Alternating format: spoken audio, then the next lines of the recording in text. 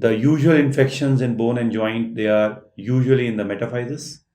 And what is actually chronic osteomyelitis? Is it the duration? Or is it something which is a radiological diagnosis? Or what is chronic osteomyelitis?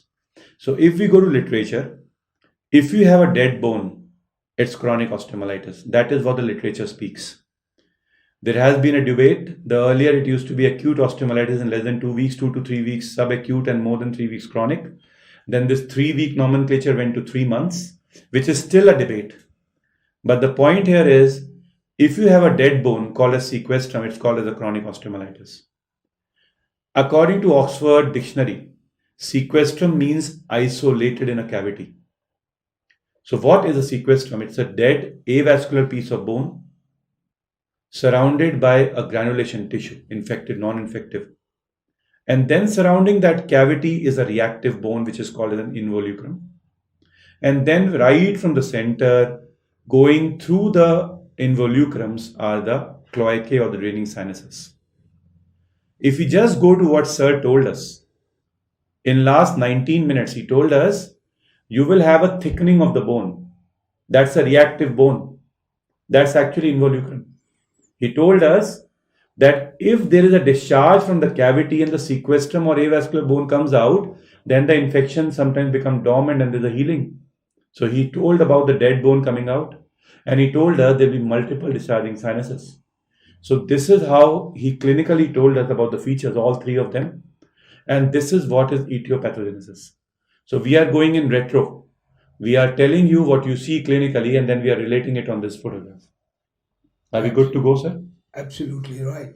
You see, when we are talking about a hematogenous osteomyelitis, which is typically starting with acute osteomyelitis, there has to be a initial stage for it to be led to chronic osteomyelitis. That means the bone must have been infected with the acute infection, the bacteria settling down in the metaphyseal region. It is a classical in young person before the fusion of the physis. So it settles down in the metaphyseal region. Now, that is the stage. That is the stage. If you can abort the stage, Right. then you can prevent chronic osteomyelitis. If you've gone beyond it, then there is a geometric multiplication of these pathogens. Right. And geometric multiplication is so fast that it destroys the cells. There is a saponification of the cells to start with, and then you find purulent destruction by these pyogenic organisms, Right. particularly the Staphylococcus aureus. And this increases the intraosseous pressure, and then it tries to come out, and it comes out, through the Volkmann canals.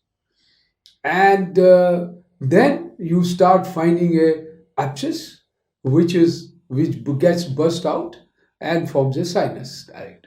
And whatever the bone is destroyed in the medullary canal forms a avascular bone and resulting into a sequestrum. So this sequestrum we call as an infected sequestrum. Right. So there is an aseptic sequestrum, which is absolutely without infection. You can have a sequestrum which is different than chronic osteomyelitis, and you have a infected, that is septic sequestrum. Now this sequestrum is dead piece of bone which has been separated out from its original bone and is lying in a cavity, which is surrounded by a infected granulation tissue and bathing in pus on the other side. Hence, these spicules can come out, or you will have to remove these spicules. Right. So this is what is chronic osteomyelitis. Right. So if the stage of acute osteomyelitis has not been caught in its incipient, before actually what is happening is, before we can have a cellular destruction and abort the multiplication of these bacteria, it will lead to chronic osteomyelitis. So again, coming to the same point, Sir has already covered this. You have acute that will go to chronic. Intermediate is a subacute osteomyelitis, also called as a Brody's abscess. And it is earlier you act, the better it is. Otherwise, you have a necrotic infected area and it's very, very difficult to handle it. And coming to the questions that you can be asked. How do you differentiate a tubercular sinus from pyogenic sinus?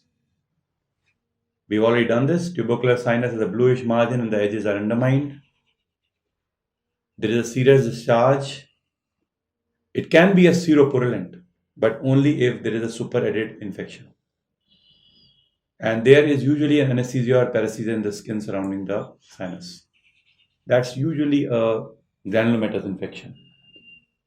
And how do you differentiate cellulitis from osteomyelitis? Cellulitis is an infection of the subcutaneous tissue. You have a classical pure orange appearance of the skin with the features of lymphangitis and black formation. And I am telling you for the fourth time, look on the first slide where Sir beautifully told you the features of osteomyelitis. If you are doing orthopedics anywhere in the world you are, it should be something that should be remembered by everybody, how an osteomyelitis comes and what are the features. And if you are in my country, India, you must be knowing how to differentiate chronic osteomyelitis from of pyogenic origin from tuberculosis. And sir, many a times we have a cellulitis confusing, more so in diabetic patients. And we see that they're being treated for osteomyelitis, but fortunately the nature of organisms being almost same, so the antibiotics are being same. So the management principles of acute osteomyelitis and cellulitis are almost the same. So cellulitis will be more of a diagnosis of differentials of acute than chronic osteomyelitis.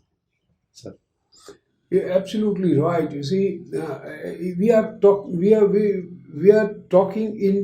in two different scenarios. You see, osteomyelitis, the acute osteomyelitis takes place in younger children. Right. And if not treated well, leads to chronic osteomyelitis. It is not a common thing to find a hematogenous osteomyelitis in adults. Right. In adults, if we find a chronic osteomyelitis, we have to look for their cause. Right. Has it been a carrying on from their childhood? Right. And there is an acute exacerbation. Right. Or there is a autoimmune component in that. Right. A component is immune incompetent. Immune incompetency can lead to osteomyelitis. Right. Now, what are the situation where you can get immune incompetency? If you have younger people, then you should be able to ask them. Drug addicts, Right. HIV patients, Right. relatively older people, diabetic, Right. chronic tobacco chewers Right. or smokers. Right. So wherever there can be immune incompetency,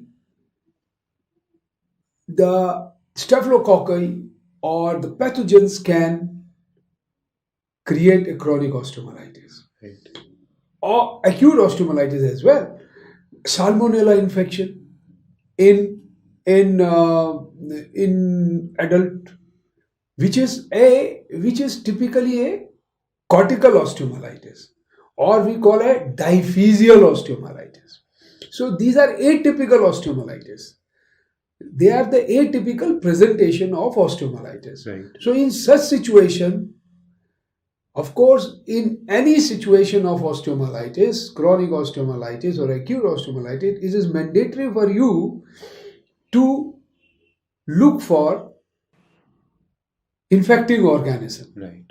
and and to find out if your patient is in any immune incompetent state. Right. This is very important.